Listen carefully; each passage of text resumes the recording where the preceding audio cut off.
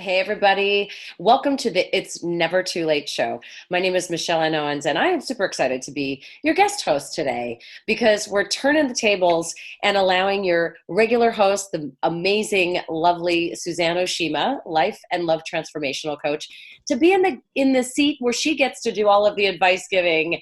And I'm excited because she's going to share some incredible tips for helping you to transform your midlife into your best life.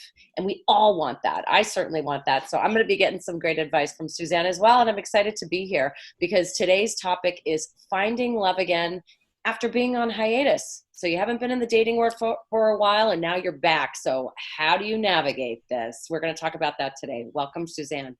Aw, thanks so much, Michelle. I have so much fun with you. I love doing these interviews. Likewise.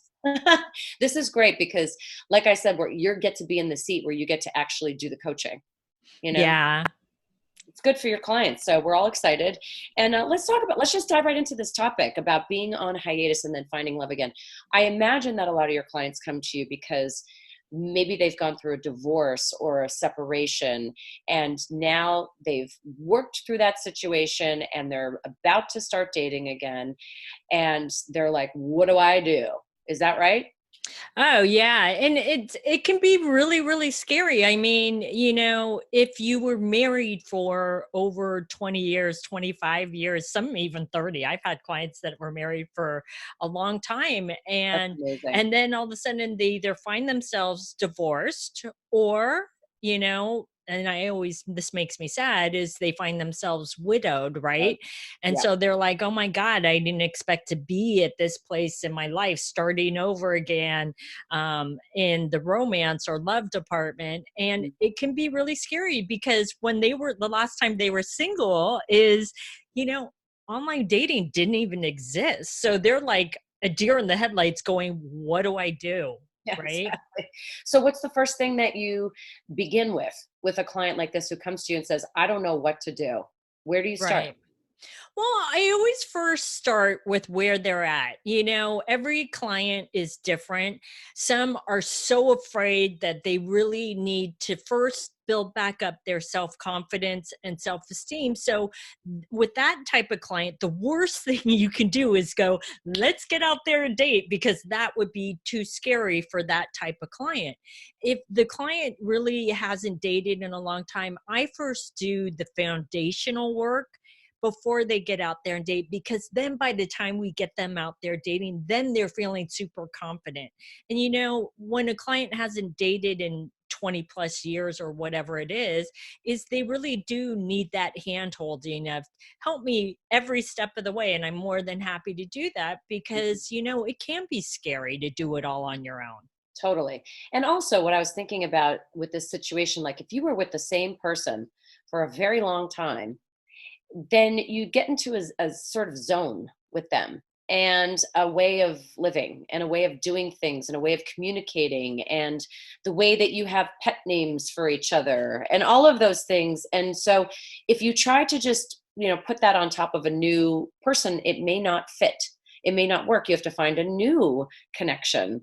And so do you find that some of your clients struggle with that too? Like they've gotten into this comfort zone of the way that they had their last relationship and they're hoping to find something that's similar to plug into.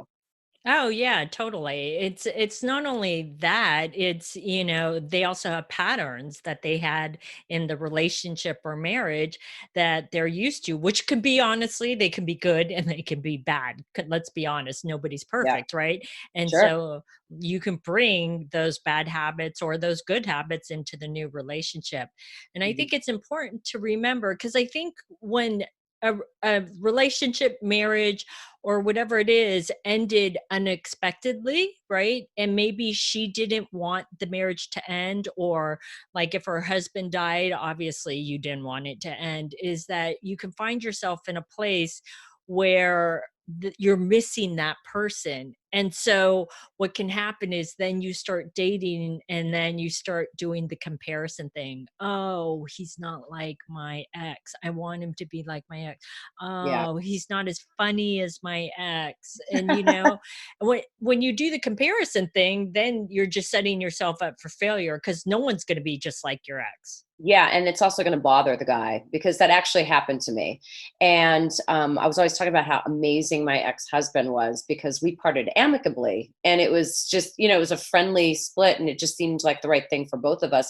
And so I often would bring him up, and two different guys over the years have been like, "I'm not your ex-husband," and they'd get like really annoyed, and I'd be like, "I'm sorry."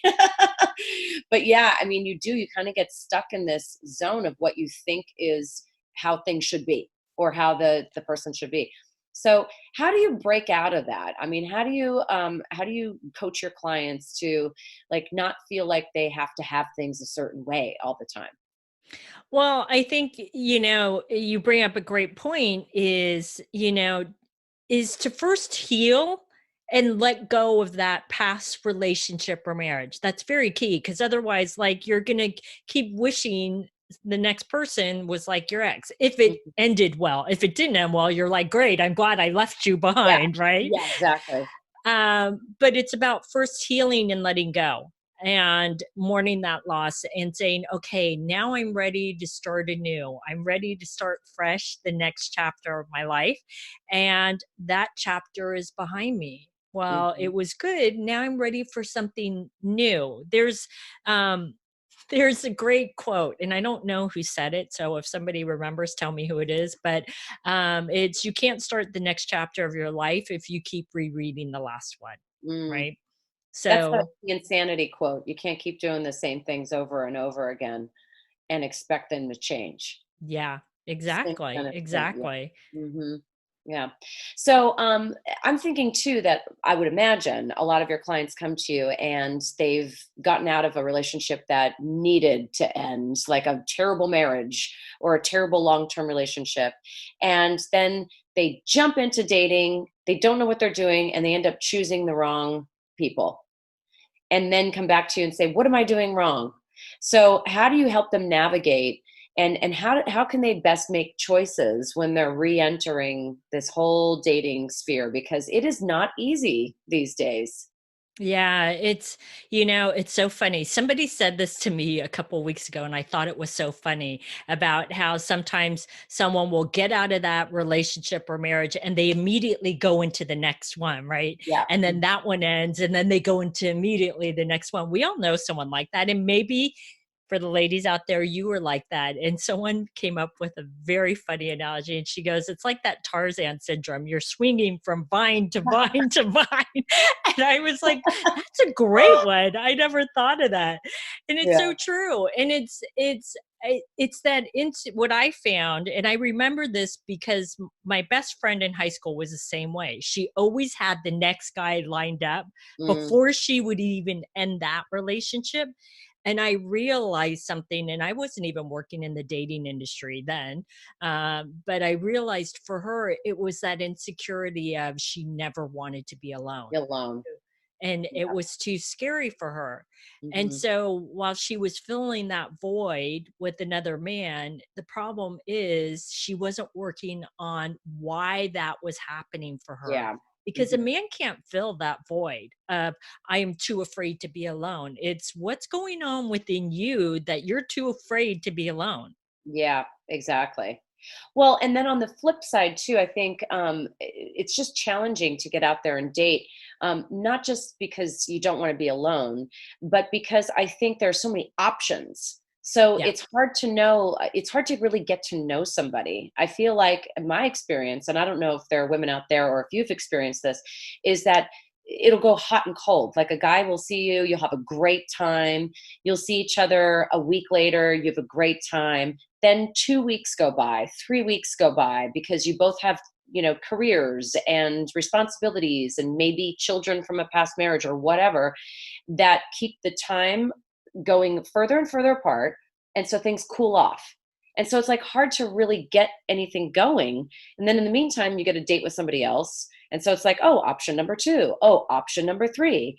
And then you really don't form a real relationship with anybody because, and so I think that's a challenge too. Do you find that your clients, sort of find get frustrated by that? Oh yeah, totally. And I also find that with women, it's much harder for women to do the multiple dating thing. Mm. Because there's a part I actually had one client once, she was in her 50s, where she had been married for over 20 years, and then she found herself single again, and so she was learning this all new, right? And so I talked to her about doing the multiple dating because I said, you don't, as my mom used to say, you don't want to put all your eggs in one basket, right? Until you're in an exclusive relationship, don't put all your eggs in one basket. Hmm. But for her, it was a really hard concept to really wrap her head around because she's like, I didn't multiple date. It was either I was dating this one person and we were in a relationship, or I wasn't. I wasn't brought up that way. So she had a really hard time with it, but she didn't realize that things have really changed, in the last 25 years, is that multiple dating is totally normal. Yeah. And you are not in an exclusive relationship until you have that conversation. Don't make the assumption, Yeah. because I have had that happen with a lot of women where they think in their head, he's not dating anyone else. They think they're like, I no, I don't think he is. He wouldn't have time to. Don't make assumptions unless he has actually said, Yeah. I only want to be in a relationship with you. But Michelle, you're absolutely right. There are way too many options out there. And I think people get confused by it. Hmm. But also, I find that a lot of women, right, because they didn't grow up with the online dating, right, is their preference is to meet someone organically, Yeah. like our parents did, right? Yes. Yes, Right. absolutely. But here's the problem with that. While that sounds great theoretically, right, is to meet someone organically, is yeah, you still can, but the problem is that it takes a lot longer to get to know somebody if you meet them organically. Whereas with online dating, you can actually find out a lot about a person True. before you even get to the first date. And you can either say, yeah, this is the right type of man for me because this is what I'm looking for, or you could Mhm. say it's the wrong type so that you don't waste time. Whereas organically, you can waste time in getting to know him, and then you're like, oh God, he doesn't have all of these things that I'm looking for. Yeah, But interesting. what I always say is combine it all, because online dating organically, then you're optimizing your chances. Don't Yeah. do one or the other. It shouldn't be either or. Yeah. Yeah, still go out, live your life. You never know who you might meet at an event or when you're out with friends. It's just, I like that idea. I really do, the combining of it all. Just don't pigeonhole yourself or try to have it be one certain way. Although I know we're talking about, us fabulous women midlife. We all have a lot of stuff going on. So we have our work, our career. We have, in some cases, children or pets.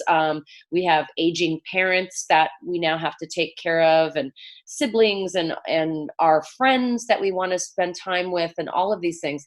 And I don't know about you, my gal friends are all very busy. They all have a lot of stuff going on. So we literally schedule in time weeks in advance. We'll be like, what's your schedule like in 2 weeks? Because I'm traveling to New York next week. And then when I get back, then I have this day and this day.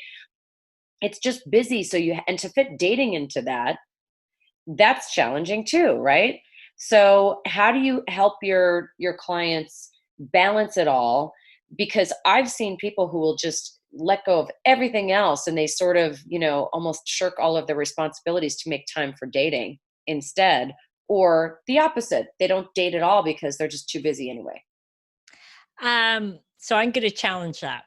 Okay. That last statement, and then I'll loop back around, is where a woman, is doing all these things, and so she doesn't have time for dating.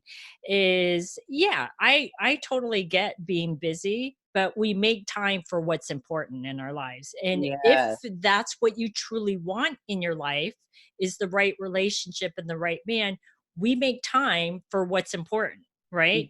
Mhm. And sometimes I'll have a really busy client say, "Well, no, no, when I meet the right man, I promise I'll make time." And I'm like, "Yeah, yeah, it doesn't work that way. You got to make time now."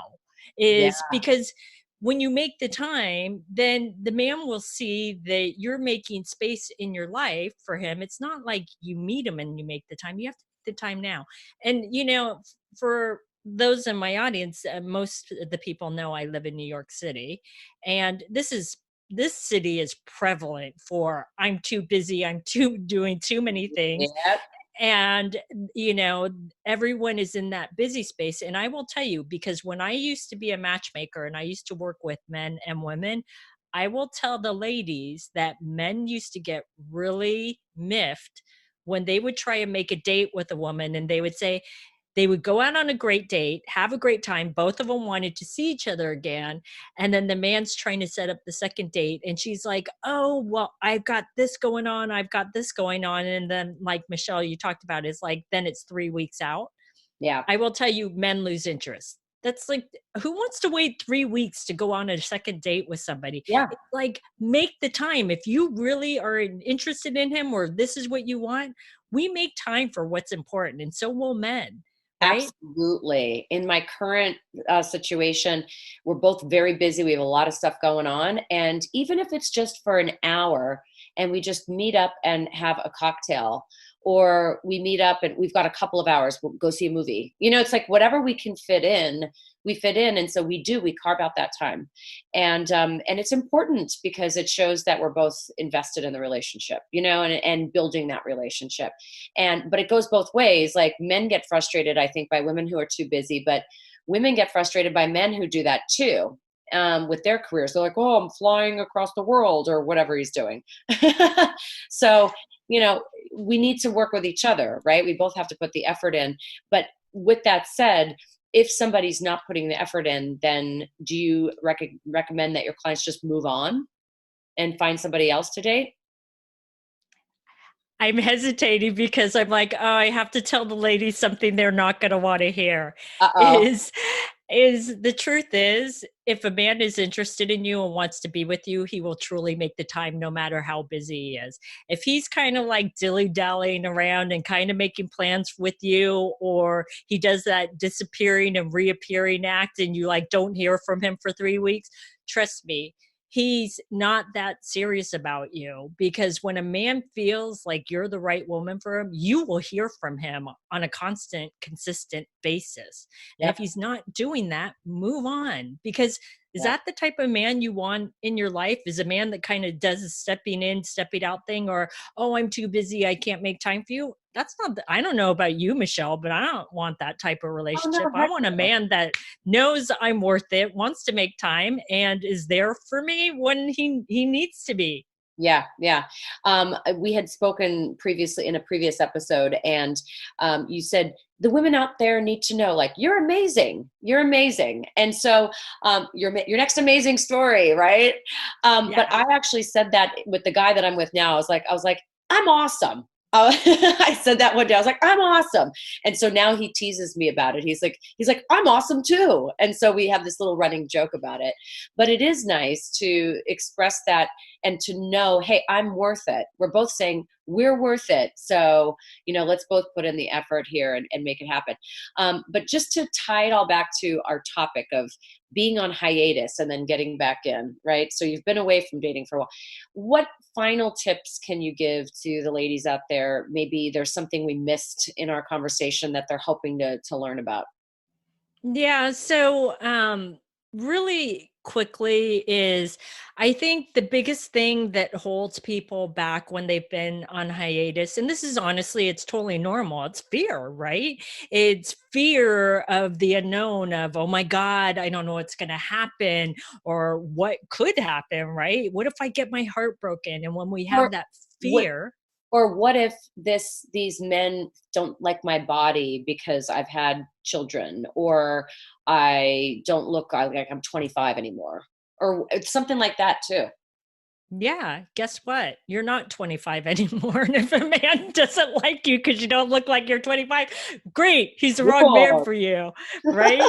And it's like, yeah, if you've had children, our bodies are different. And it's about, honestly, it's about you loving your own body first. If you don't love your own body first, you can't Yes. expect any man to, right? Mhm. But it's about helping you overcome those fears, right?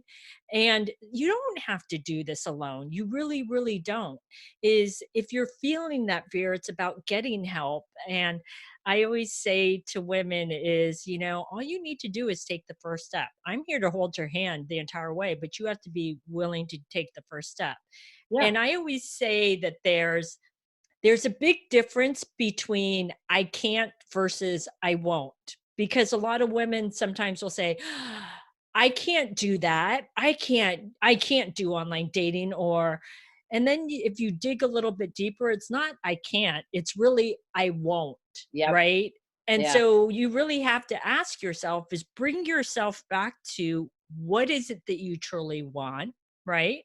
If you Mhm. really want that partner to share life with, life experiences, have fun, laugh, be silly, do all those things, then I can't doesn't fly anymore, Mm-mm. right? Or I won't doesn't fly anymore. If you truly want it, you will do it because I want to give the 80s a reality check is fast forward 5 or 10 years from now and look at your life if that's what you truly want, and I'm not saying, by the way, I want to make this very clear that that's the end all be all because you can have an amazing life with or without a man.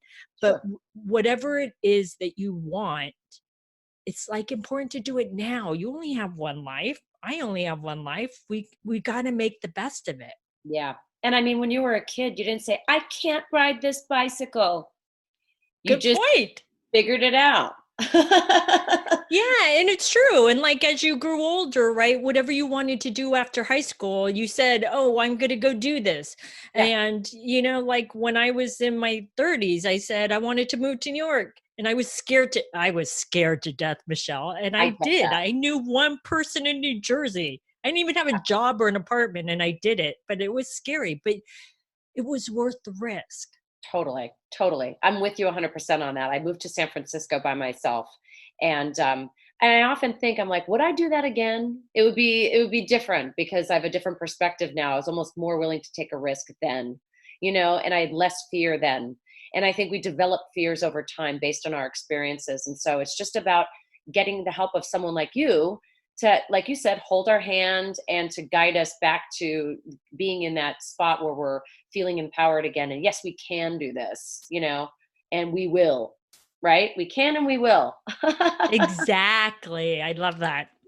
So I understand that you have a free gift for the ladies out there listening. Can you tell us about that? Yes, I do. Ladies, I have a free gift. It's the Secrets About Men After 40 and Beyond video series. So, if you'd like that free gift and you're watching the video, you can just click on the video at the end to go get that free gift. And if you're listening on the podcast, you can go to Any yournextamazingstory.com. little tidbit you can give us, Suzanne? Any like idea of what kind of secrets? Oh, they're so good, Michelle. I would need a whole hour Okay. to, to tell the ladies, but I will tell them, okay, I'll give you one.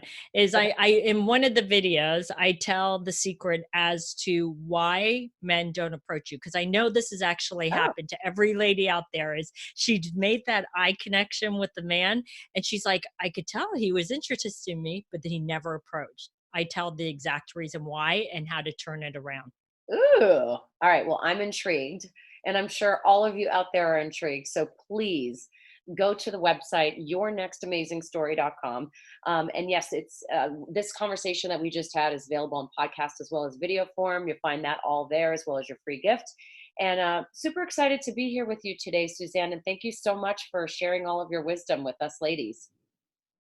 Awesome. Thanks so much, Michelle. Thanks. Until next time, everybody. See ya.